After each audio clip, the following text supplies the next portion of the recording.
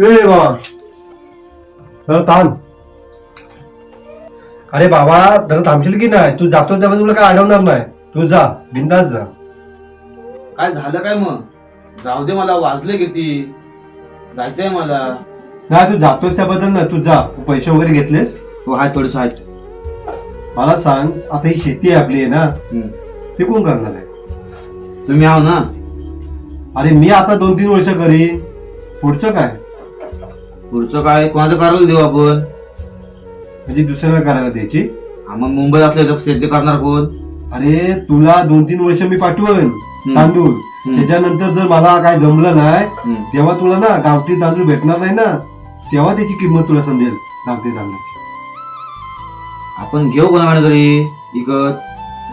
अरे असं तू किती वर्ष विकत घेणार आहेस तांदूळ? अरे मला सांग, शेती आहे ना ही कालाची आपल्या गरज आहे. तेव्हा भाव आहेत ना गगनाला वाढतील, तेव्हा तुला ना ह्या आपल्या गावठी तांदळाची ना खरी किंमत समजेल. की आपण इथे येऊन फुकट खात होतो, फुकट आपण राबत होतो शेतात, तो फुकट आपल्याला भेटत होते ना तांदूळ. तेव्हा तुला विकत खायला लागतील, तेव्हा तुला समजेल जेव्हा एक एक दाण्याची किंमत. शेती तुझी आहे, तू राखली पाहिजेस. अरे पे सुद्धा पियाला भेटणार नाही अशी परिस्थिती होईल. हो, तुम्ही बोलता ते बरोबर आहे, पण नोकरी पण करायला पाहिजे ना. पैसा आणायचा कुठना? तिथे शेती परवडत नाही आहे. तुमच्या सगळ्या खतापासून सगळ्याला पैसा लागतोय, पैसा आणायचा कुठना?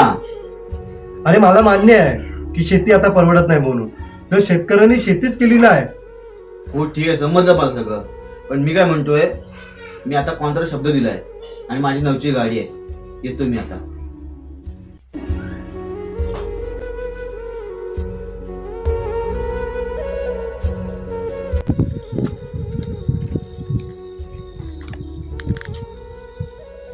बाबा तुझी शेती तूच नाही तर जपली तर कोण जपणार? अरे काही दिवसाने तांदूळ आपल्याला विकत घेऊन खायला लागतील. जा तू बाबा जा. नाना बोललेत खरे, मुंबईला जाऊ नको म्हणून. त्यांचं पण बरोबर आहे. आपण मुंबईला जाणार, आपण भले जरा शब्द देऊ देत, आपण मुंबईला जाणार, पण आपले घरचे आपले वाट बघणार. आणि तसंही आपण आपल्या माणसांपासून आणि शेतीपासून कायमचं लावणार.